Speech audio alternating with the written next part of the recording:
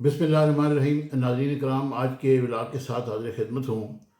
اس وقت جو دنیا میں جنگ جاری ہے، ایران، امریکہ اور اسرائیل نے دنیا کی معیشت کو ہلا کے رکھ دیا ہے، اور تیل کے ذخائر بھی کم ہوتے جا رہے ہیں اور تیل مہنگے سے مہنگا ہوتا جا رہا ہے، اور خصوصاً چھوٹے ممالک کی معیشت پر بڑے عجیب و غریب اور شدت قسم کے مسائل درپیش ہیں۔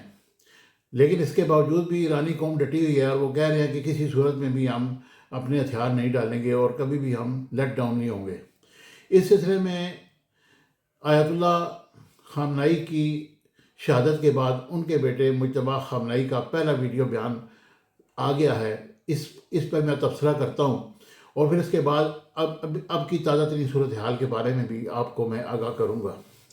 نو منتخب سپریم لیڈر مجتبیٰ خامنائی نے اپنا پہلا ویڈیو بیان جاری کیا ہے، جس میں انہوں نے امریکہ کو سخت پیغام دیا ہے۔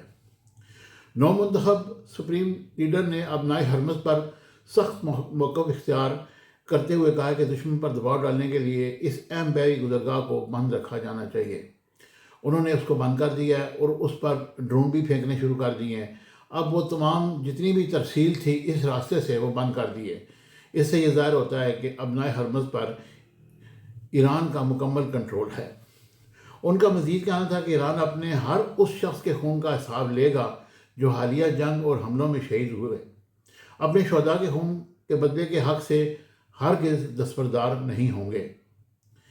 آیت اللہ خامنائی نے کہا کہ ایران کسی صورت میں بھی مشرق وسطیٰ میں موجود امریکی فوجی اڈے بند کرائے گا، اور اگر انہوں نے یہ بند نہ کیے تو وہاں پر حملے جاری رہیں گے۔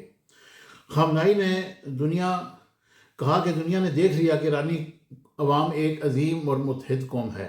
اگر عوام کی حمایت نہ ہو تو کسی بھی رہنما کی کوئی حیثیت نہیں ہوتی۔ انہوں نے مزید کہا کہ دشمن ایران اور اس کے عوام کو نشانہ بنا رہا ہے، لیکن ایرانی قوم اتحاد کے ساتھ ان سازشوں کا مقابلہ کرنے کے لیے کھڑی ہے۔ اپنے پیغام میں انہوں نے مزید کہا کہ ایران کسی عام شہری یا ملک کو نشانہ نہیں بنا رہا، بلکہ صرف فوجی اڈوں کو ہدف بنا رہا ہے، اور یہ کارروائیاں جاری رہیں گی۔ انہوں نے اپنے پڑوسی ممالک جہاں پر امریکہ کے اڈے ہیں ان ممالک سے معذرت بھی کی ہے، اور انہوں نے کہا ہے کہ آپ ان فوجیوں کو نکالیں یا ان کے سفارت خانے بند کریں تو ہم آپ کے ممالک پر حملے بند کر دیں گے۔ اور انہوں نے مزید کہا کہ پڑوسی ممالک کے ساتھ دوستانہ تعلقات کی خواہش کا اظہار کیا، اور کہا کہ ایران خطے میں امن چاہتا ہے تو ہم اپنے دفاع اور شہداء کے خون کا بدلہ لینے سے کسی صورت میں بھی پیچھے نہیں ہٹیں گے۔ اب میں آتا ہوں جناب علی، جو اس وقت کی تازہ ترین صورتحال ہے۔ ایرانی پاسدار انقلاب کا امریکہ کے ایئر کرافٹ کیریئر USS ابراہیم لنکن کو میزائلوں سے نشانہ بنانے کا بھی دعویٰ کیا ہے، اور فضائی حدود کی خلاف ورزی پر 28 ڈرون مار گرائے ہیں، یہ سعودی وزیر دفاع کا کہنا ہے۔ اور عراق کے شہر اربیل میں ڈرون حملے سے فرانس کا ایک فوجی بھی ہلاک ہوا ہے، اور اسرائیل کے لبنان پر تازہ حملوں میں مزید 8 افراد جاں بحق ہو گئے ہیں، اور نئے سپریم لیڈر کے بیان کے بعد اسرائیل کی تازہ صورتحال اور 38 افراد شہید ہوئے۔ امریکہ نے ایران نے اسرائیل پر تازہ حملے بھی کیے ہیں، اور ایران کا بحرین میں امریکی فوجی اڈے پر میزائل ڈرون سے حملہ فوجی تنصیبات کو نقصان پہنچایا، اور اتحادیوں کے ساتھ حرمز جہازوں کی حفاظت کر سکتے ہیں، امریکی وزیر دفاع کا کہنا ہے، لیکن وہ ڈر کے مارے آگے نہیں آ رہے۔ جنگ کے آغاز سے اب تک ایران کے 190 ڈرونز اور 114 میزائل گرائے، یہ بحرین کا دعویٰ ہے۔ اور ایران کے خلاف جنگ کے دوران امریکی طیارہ عراق میں گر کر تباہ ہو گیا۔ یہ ابھی کی تازہ ترین صورتحال ہے۔